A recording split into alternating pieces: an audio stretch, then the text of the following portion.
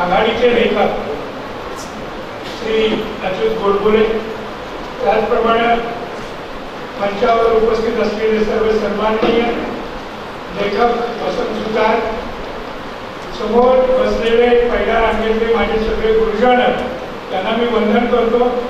पाठीमागच्या बाजूला असणारे माझे वर्गमित्र ज्यांनी सळसळता उत्साह पिकवलेला आहे आणि या बाजूला बसलेल्या आमच्या सर्व कॉलेजमधल्या मैत्रिणी ज्यांचा उत्साह आणि 25-30 वर्षापूर्वीचे त्यांचे गोड चेहरे अजून आम्ही मनाशी जपून ठेवलेले आहेत.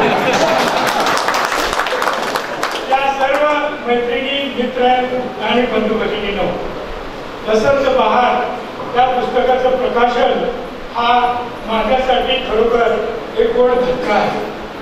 गोड धक्का याचं कारण असं की काही वेळेला काय असतं की माणसाचं आडनाव वेगळं असतं आणि प्रत्यक्ष तो माणूस वेगळा असतो. एखाद्याचं आडनाव उन्हाळे असावं आणि त्याच्या मनामध्ये एवढं बोलावं असावा आपल्या लक्षात येईल. एका कार्यक्रमामध्ये ते माझ्याकडे आले आणि त्यांनी सांगितलं की त्याने आत्मचरित्र लिहिलेलं आहे. दुर्दैवानं वसंत माझा क्लासमेट असून सुद्धा आणि आमची अशी उभ्या भेट करून सुद्धा जसं आम्ही एकत्रित यायला पाहिजे होतो त्या पद्धतीने आम्ही कधीच एकत्र आलो नाही. याची चुटपूट मला हे आत्मचरित्र वाचल्यानंतर वाटते. कारण असं होतं की जगामध्ये बऱ्याच वेळेला आपल्या आयुष्यात जे वाटायला येतं ते दुसऱ्याच्या आयुष्यात येतं की नाही. बऱ्याच वेळेला येतं नाही येतं, पण येतं त्यावेळेला तो धमाल योगायोग असतो आणि वसंतच्या माझ्या बाबतीत सुद्धा तो धमाल योगायोग आहे असं म्हटलं तर वावर करणार नाही. त्यावेळेचं वसंतचं गाव 1469, माझं आज सुद्धा गाव 1469. त्यांना विचारलं त्यांच्या मातोश्री किती शिकलेल्या होत्या, तर त्यांनी सांगितलं त्या अंगठे बहादूर होत्या. माझ्या मातोश्री डबल अंगठे बहादूर होत्या. त्यांचा धंदा फक्त सुतारकीचा होता आणि माझ्या शेतीचा होता. 11वीला 10वीला जाईपर्यंत ते अनवाणी पाण्याने जायचे, कारण पायात चप्पल घालायचे असते. त्यांना माहिती नव्हतं, तसंच मलाही माहिती नव्हतं. त्यांनी आपल्या आईच्या आठवणी दिलेल्या आहेत.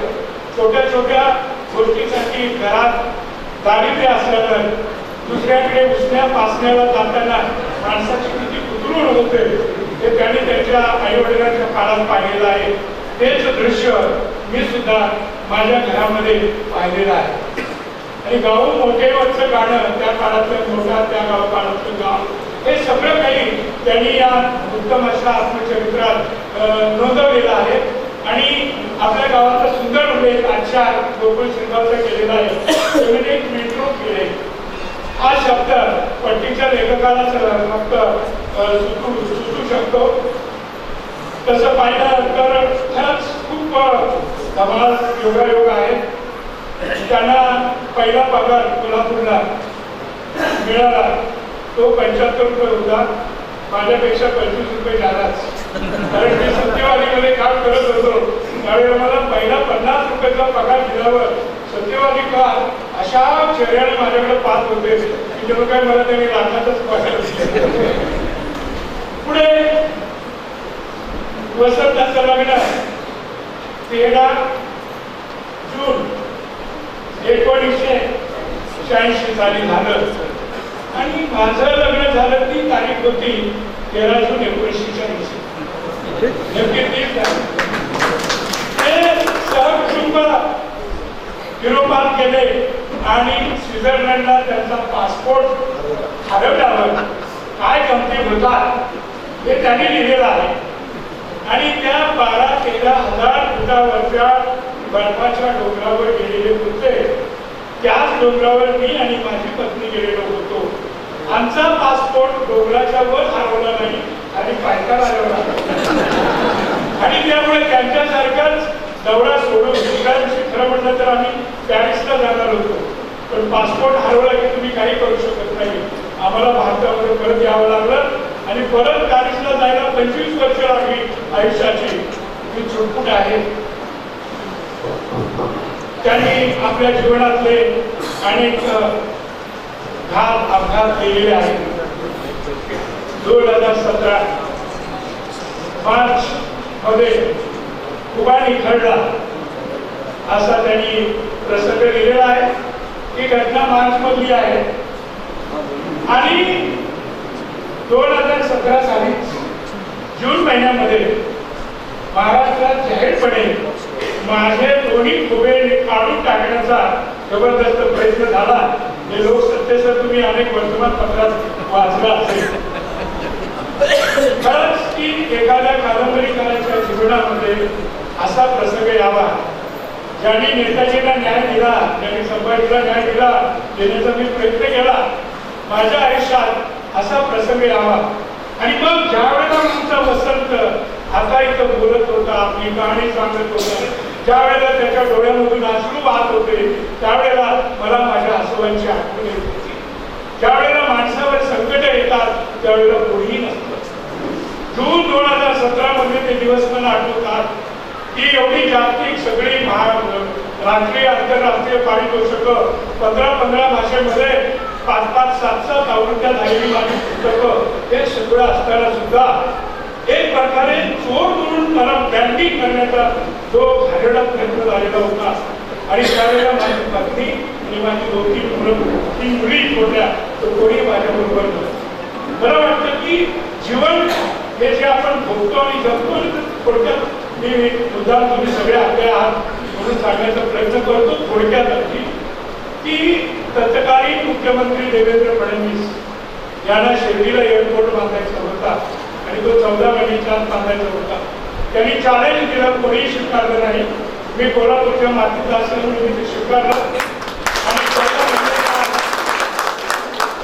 शिर्डीला मी विमानतळ बांधून काढला. मे महिन्यामध्ये माझ्या मुलीचं लग्न होतं.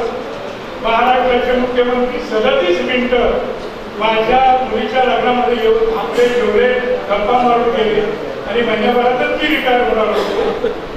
आणि खरं म्हटलं तर प्रशासनामध्ये एखाद्याची फाजी कौतुक किंवा जाहीर शाबासकी द्यायची नसते, ते विसरून देवेंद्र फडणवीस माझी धमाल तारीफ करत सुटले आणि त्यामुळे माझ्या घरातले आणि दारातले शत्रू जागे झाले. आणि हा रिटायर झाला तरी आपल्या डोक्यावर बसणार आहे हे त्यांच्या सच्चा चालवर जो त्यांनी तो गट सुचवला. खरं म्हणलं की तुम्हाला माहिती की सरकारामध्ये एखादा अर्ज दिला तर तो अर्ज फाईल लागायला 3-3 महिने लागतात. आणि लोकसत्तेने लिहिलं की 2 दिवसामध्ये मी 400 फाईली क्लिअर केल्या.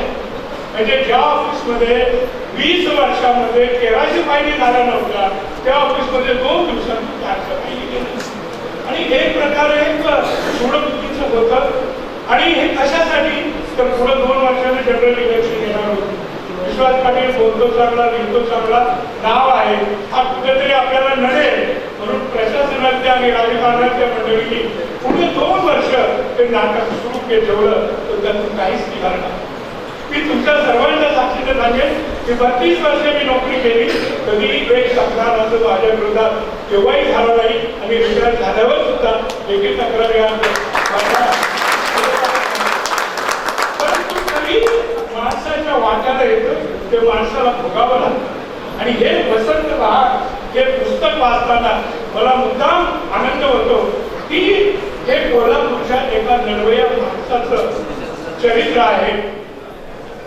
आपल्याला माहिती आहे की महात्मा मेस्त्री यांनी दोन्ही नरेंद्र फिरता रंगमंच करून दाखवलेला होता.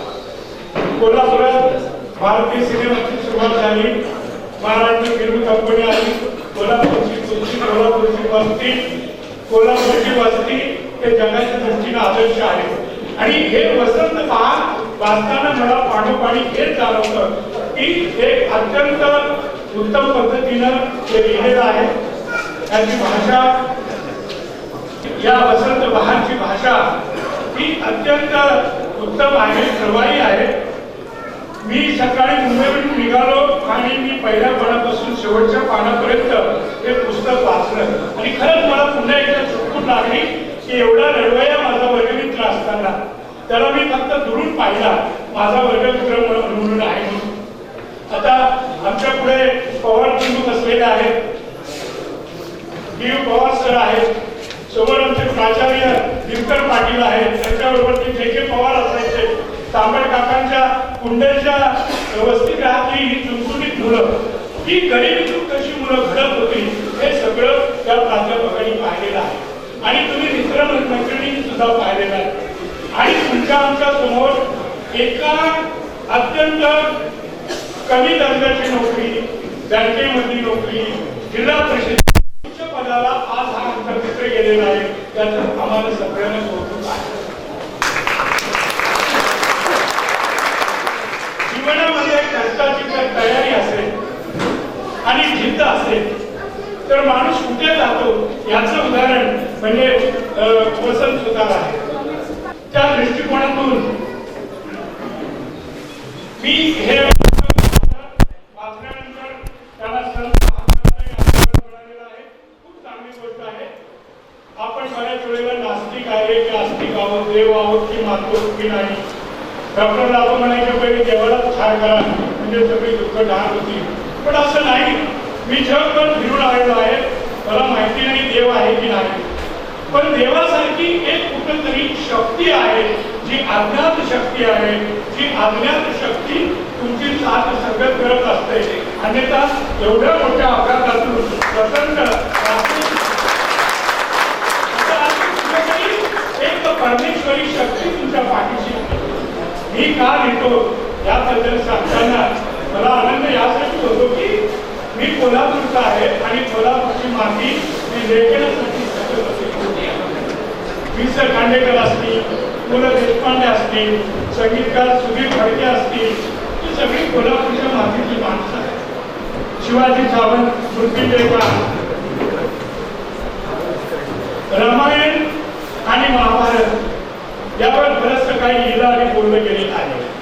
पण मित्रांनो, लिटररी कॉन्फरन्स किंवा लिटररी परिषदाच्या अलीकडच्या काळात होतात, त्या परिषदामधून अरुणाचल प्रदेश पासून मी मद्रास पर्यंत फिरलेलो आहे. पण भारतामध्ये कुठेही कर्णाचा विषय निघाला तर शिवाजी सावंतांचं नाव निघाल्याशिवाय कारण असं की कर्ण तोच होता, पण कर्ण कुठल्या दृष्टीनं पाहायला पाहिजे ही दृष्टी शिवाजीरावांच्याकडे होती आणि ती अद्वितीय होती, म्हणून ती आपल्याला मान्य करायची. आपण का लिहितो ते पाहताना आपण क्रिएटर असतो, कलावंत असतो. सुतार सुद्धा एक क्रिएटर असतो आणि सुतार फॅमिलीतून बरेचसे पेंटर, स्कल्प्टर, मोठे मोठे आर्टिस्ट होऊन गेलेले आहेत. आपण दगडाला कसा आकार देतो. काही जण आम्हाला विचारतात की ही कादंबरी लिहिताना तुम्ही किती वेळा ड्राफ्ट लिहिले, किती वेळा परत लिहिली किंवा काय. मी त्याला समजतो की एखादा शिल्पकार जेव्हा पाषाण घेतो आणि दगडावर छिन्नीचे घाव घालतो त्यावेळेला त्याचे बोट रक्तप्रवाह होतात. त्या पाषाणातून ती मूर्ती कोरताना तो कधी घड्याळावर बसतो नाही. तर जोपर्यंत मनासारखी मूर्ती निर्माण होत नाही तोपर्यंत आपण ती तिच्यावर टाकीचे घाव घालत बसलं पाहिजे, त्याशिवाय दुसरा पर्याय नाही.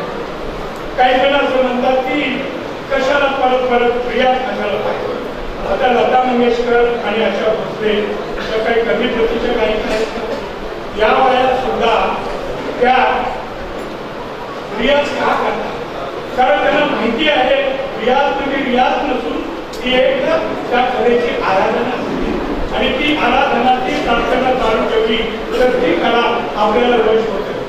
माझे वडील मला नेहमी सांगायचे, कोल्हापूरचे असल्यामुळं आता सांगितलं त्याप्रमाणे पाषाणातून मूर्ती काढण्याचा हा प्रकार असतो, कोरून काढायचा, आणि त्यासाठी किती वेळ लागतो, काय लागतो हे बघून चालत नाही. लेखक हा जुन्या काळातली उपमा द्यायची झाली तर टिपकाव्यासारखा असतो. जसं टिपकाव्य पूर्वी शाही शोषून घ्यायचा, तसं लेखकानं कलावंतानं जीवन मांडलं पाहिजे. तसं टिपकाव्यासारखं आयुष्य जपलं पाहिजे. मला असं वाटतं की ऐतिहासिक सामाजिक असा काका कादंबऱ्यात काही फरक नसतो. ही माणसांची कहाणी असते आणि ती आपण मांडायची असते. कलावंताने जागरूकपणे आजूबाजूला काय घडतंय ते आपण पाहायचं असतं. 2-4 वर्षापूर्वी आमिर खानचा सिनेमा आला दंगल. काश्मीर पासून कन्याकुमारी पर्यंत दंगलच उडाली की एक मुलगी पुरुषांबरोबर कुस्ती खेळते आणि मुलांना हरवते. अरे वा वा वा.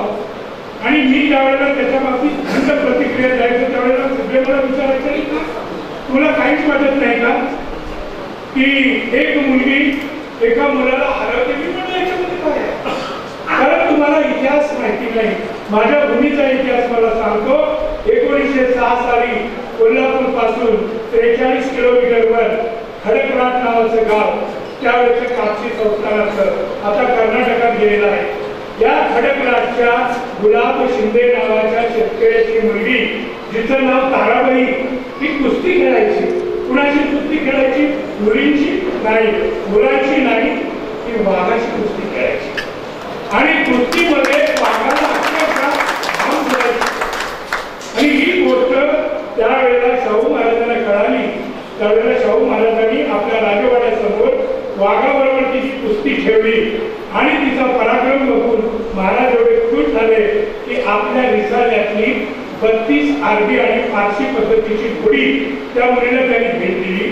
2 हत्ती भेट दिले आणि मग ती ताराबाई त्या काळामध्ये 100 वर्षापूर्वी इटाली पासून जपान पर्यंत ताराबाई ग्रेट सर्कस नावाची सर्कस तिने सगळीकडे फिरवलेली आहे आणि कोल्हापूरचं नाव केलेलं आहे. ह्या घटना आपल्या आजूबाजूला असतात, आपल्याला माहिती नसतात. मला असं वाटतं की इतिहासातल्या किंवा मानवी जीवनातल्या ज्या वेगवेगळ्या घटना आहेत त्या घटना ज्यावेळेला आढळतात त्यावेळेला त्या आपण पकडायच्या असतात, शब्दाने टिपायच्या असतात. आमचे गुरुजी जगदीश टेंभुलकर यांनी एका गाण्यामध्ये म्हटलेलं आहे, नक्षत्रवाणी मुलगी बापाच्या गळ्याला फास. नक्षत्रवाणी मुलगी बापाच्या गळ्याला फास, ठरलेलं लगीन मोडतं हुंड्याला पैसा नसत. मुलीच्या लग्नासाठी या भारतामध्ये बाप काम करत नाही. मी तर बिहारकडची एक कहाणी ऐकली होती की एका बापाने आपल्या मुलीच्या हुंड्यासाठी एका बँकेवर दरोडा घातला आणि तो पकडला गेला. मुलीचं लग्न होऊ शकलं नाही. पण मला पुणे जिल्ह्यात सह्याद्रीच्या दऱ्याखोऱ्यात असा एक बाप भेटला. एका गावामध्ये तराट्याबरोबर आम्ही गेलेलो होतो. तो असा उन्हाला पाठ लावून एक धनगर बसलेला होता आणि त्या धनगराच्या अंगावर तर त्या धनगराच्या पाठीवर नक्षी होती आणि मला मग तराट्याने सांगितलं की ही वाघाची नक्षी आहे. म्हणजे तो धरणग्रस्त डोंगरामध्ये एकटा कोंडला गेलेला होता. मुलीचं लग्न ठरलेलं, पुण्याला पैसा नाही, ऐन वेळेला पै पाहुणे नेहमीसारखे पळून गेले. आणि मग काय करायचं तर रानामध्ये त्यानं वाघाची हाक ऐकली आणि मग त्याला समजलं की पुण्याला काळ्या बाजारामध्ये 40,000ला वाघाचं कातरं विकत घेतलं जातं. आणि मग तो वाघ मारायच्या दृष्टिकोनातून रानामध्ये जनावरांसारखा फिरू लागला. शेवटी त्यांनी तो वाघ पकडला, वाघाचं हिरवं कातरं काढलं. पण जरी त्या अरण्यानं त्या बापाला वाचवलं असलं तरी बाजारानं फसवलेलं होतं आणि त्याचे हात झालेले होते. तो मनुष्य मला समक्ष भेटला. तो मी माझ्या झाडाझुडपी कादंबरीमध्ये मांडलेला आहे.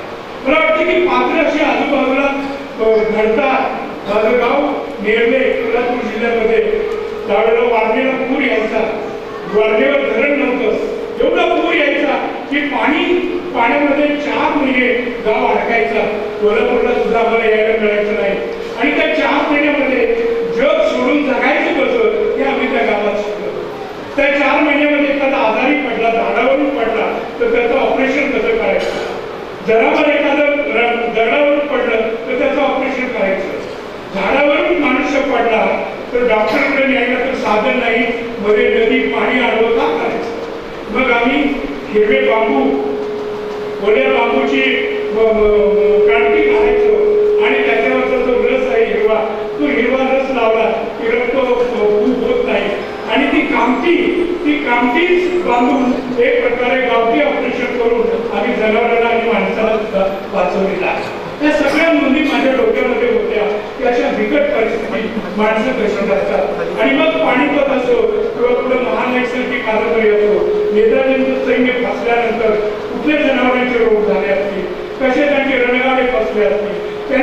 आला असेल हे सगळं मला माझ्या रानातलं आठवायचं आणि ते रानातलं गाणं माझ्या मी त्या शब्दामध्ये मांडलेलं आहे. मला असं वाटतं की लेखक अशा पद्धतीनं जागा असावा लागतो. मी अजून एक गोष्ट विसरू शकत नाही की मी इयत्ता 5वी मध्ये होतो आणि 5वी मध्ये असताना आमची एक बहीण सोन्याक्का म्हणून चुलत बहीण आली आणि ती 9व्या महिन्याचं बाळ तिच्या पोटात होतं आणि त्यावेळेला आमच्या गावात कुणाला माहीतच नव्हतं की बाळंतपणासाठी दवाखान्यात जायचं. उलट प्रत्येक घरामध्ये एक बाळंतीची खोली असायची, खाली रक्षा ठेवली जायची आणि तिला भरपूर शेक दिला जायचा आणि सुईनी व्यवस्थित बाळंतपण करायचा. म्हणजे झालं माहितीच नसायचं आणि पावसाळ्यात तिची घटना 9व्या महिन्याची असताना वडिलांनी घरात बसायला सांगितलं तर तिच्या अंगातलं शेतकरी रक्त तिला काही गप्प बसू देत नव्हतं. तिनं खुरपं घेतलं, मला म्हणाली इतर विश्वास माझ्याबरोबर आणि ती भाताच्या शेतात एका बाजूच्या दऱ्यामध्ये आम्ही गेलो आणि तिथे ओढा वाहत होता आणि ती बापाच्या शेतामध्ये भांगलट करता करता तिला कळा आल्या, प्रसूतीच्या कळा आल्या, ती ओरडायला लागली.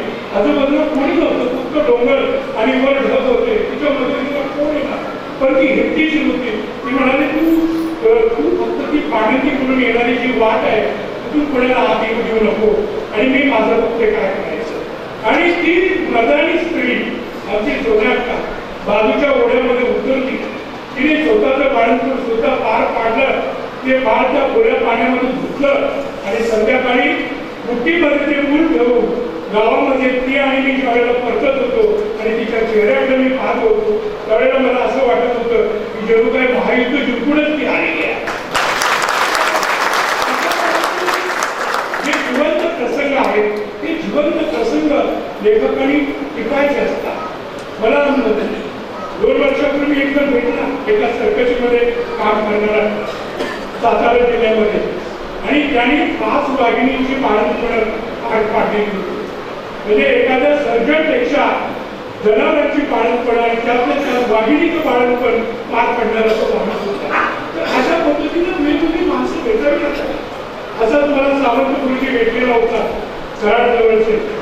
मी मंत्रालयामध्ये गेलो होतो, पुनर्वसनाची केस होती. भाई सावंत त्यावेळेला मंत्री होते आणि भाई सावंतांच्या समोर केस असताना मला आढळलं की तिथे फाटक्या तुटक्या वेशात असा मनुष्य आंबेडकरी वर्णाचा, म्हणजे आंबेडकरांसाठी ती टोपी, त्याच्यानंतर फाटकं धोतर, हिरवा कोट, पायाची चप्पल तुटलेली आणि मंत्री भाई सावंताकडे पाहताना मध्येच कोर्ट केस चालू असताना ते अचानक उठले आणि म्हणाले, हो भाई, गेली 12 वर्ष मी मंत्रालयाच्या पायऱ्या झिजवतोय. जर तुमच्या दरबारात मला न्याय नाही मिळाला तर मी असा खाली जाईन, 2 लिटर रॉकेल आणीन, मंत्रालयावर बोलतेन आणि मंत्रालयाला हाक घालेन. मला एक लेखक म्हणून एक उत्सुकता माझी लागली की फाटका तुटका माणूस मंत्रालय जाण्याची भाषा एका मोठ्या कॅबिनेट मिनिस्टर जवळ कशी काय करतो.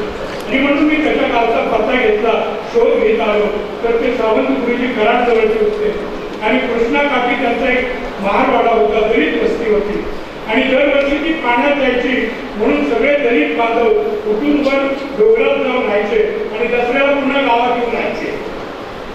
पण त्यांची भूमी संपादनाची केस गावातले खगे होऊ देत नव्हते आणि त्याच्यासाठी आंदोलन होता. नंतर याच गुरुजींना मामलेदार कचेरीजवळ रात्री गाठून त्यांना जिळे बांधण्याचा प्रयत्न झाला. वर्तमानपत्र पुरुषांनी वाचलं आणि तोच मला झाडा झटकीला नायक मिळाला. त्याचं नाव सावंत गुरुजी.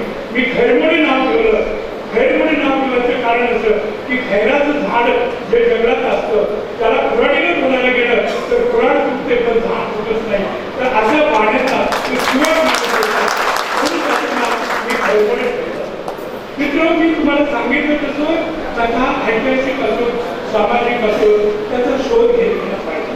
पण का मला एक वेळ लागत होतं आणि मी न्यू कॉलेजच्या ग्रंथालयाचा आभारी आहे की ज्या काळात न्यू कॉलेजमध्ये काही ग्रंथ नसले तर ते आमचे PC पाटील आणि इतर सगळी मंडळी माझ्यासाठी खास ते ग्रंथ आणून द्यायचे. मला आठवण होते की मी लेखक म्हणून कुठं करता असेल तर मी महाराष्ट्र हायस्कूलच्या ग्राउंडवर घडलेलो आहे, जिथे आता आपली न्यू कॉलेजची लायब्ररी आहे.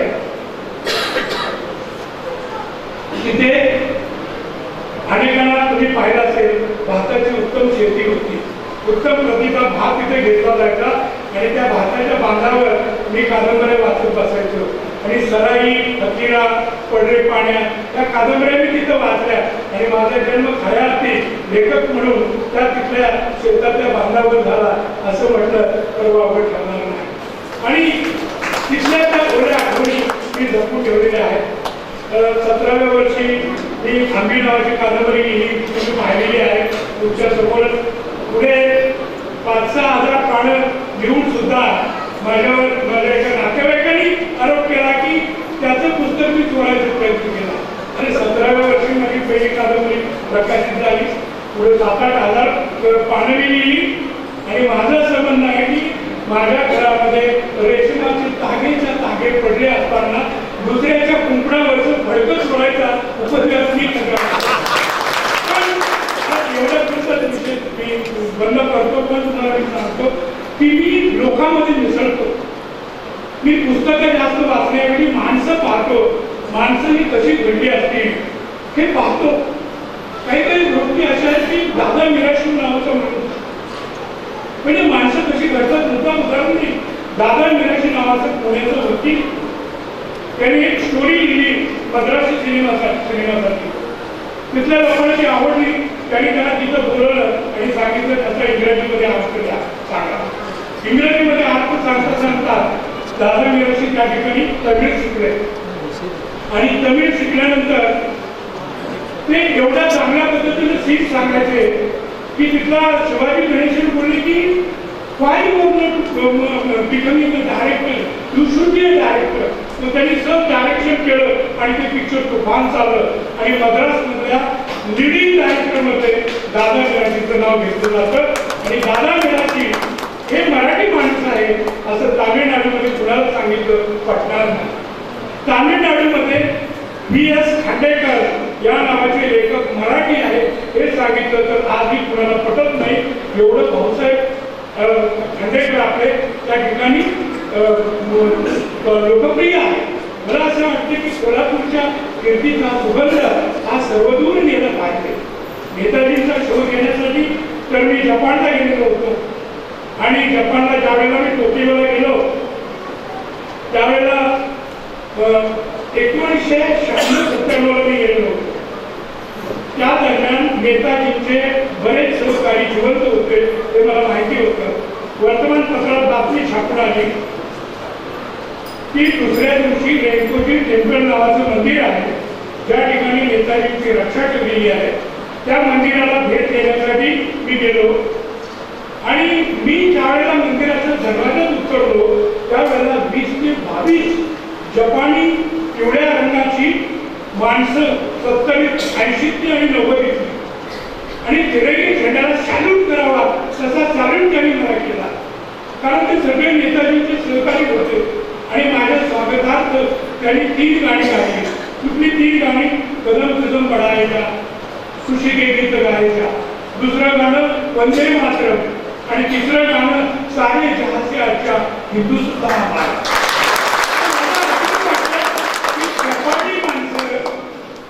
भले त्यांच्या जिभेचं वळण आणि उच्चार वेडे वाकडे असतील पण ते म्हणत होते सारे जहां हिंदुस्तान हमारा. मग मी त्यांना विचारलं की नेताजींच्या आठवणी मला कशा येतात तर त्यांनी सांगितलं की आमच्या आयुष्यामध्ये नेताजींचं कोणी इंटरप्रिटर होता, दुभाषा होता, कोणी त्यांचा सैनिक होता, कोणी त्यांचा आचार्य होता.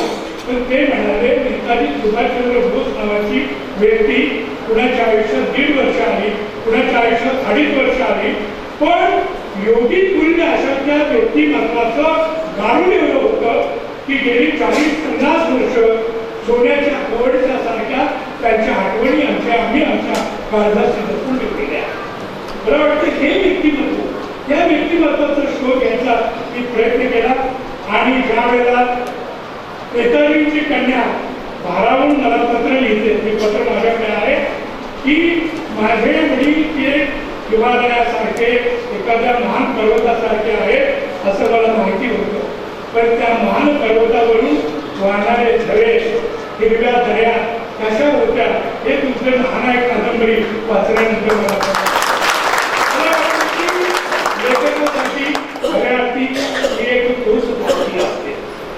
मला खूप वाटतं की लिहावं, पुन्हा पुन्हा लिहावं. माझ्याकडे जेवढे अनुभव आहेत किंवा जेवढं मी लोकांना भेटलेलो आहे त्यापैकी 20-30% फक्त लिहून झालेलं आहे. अजून लिहायचं खूप बाकी आहे आणि ते लिहून व्हावं असं माझी अपेक्षा आहे.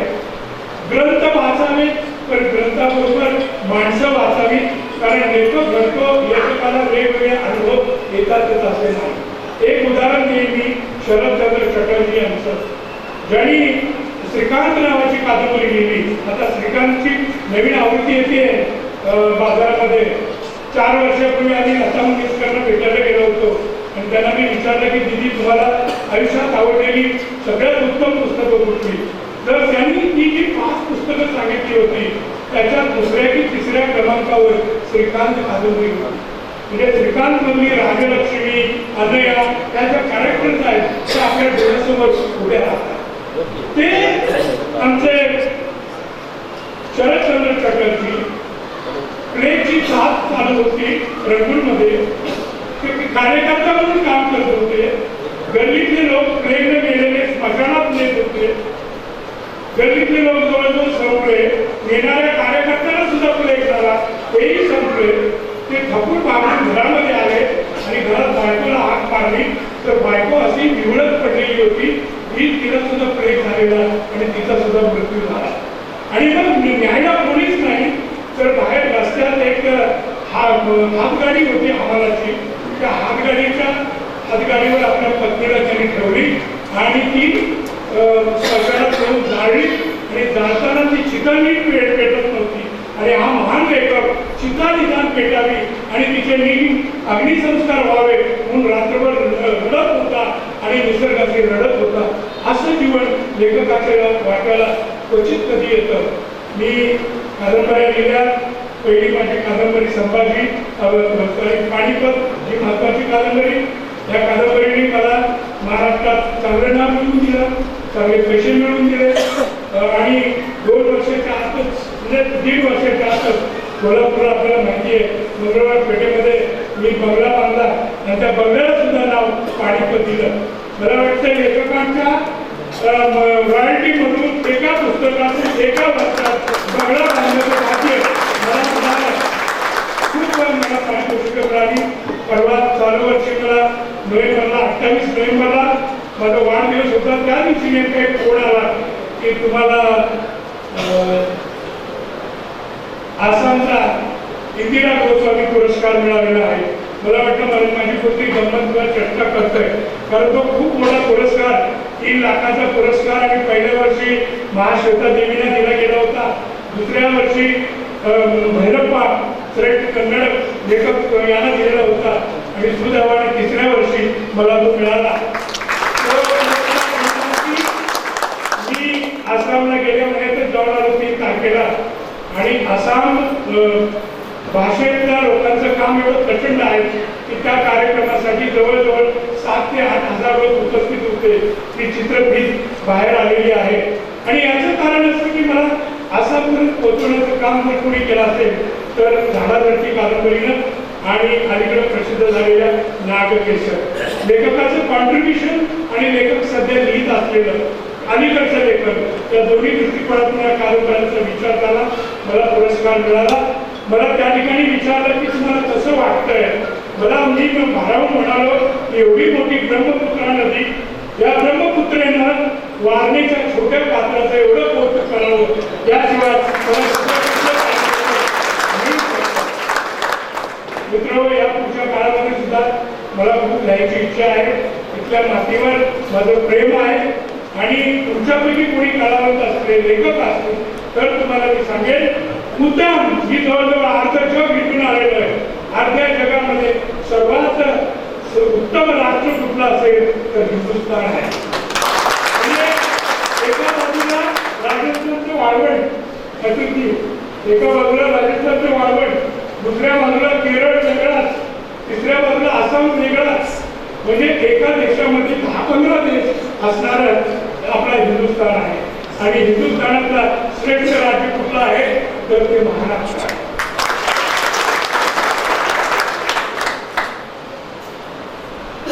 महाराष्ट्र मेला तर राष्ट्र मेले, मराठी विना राष्ट्र गाडानच आले असं म्हटलं जातं.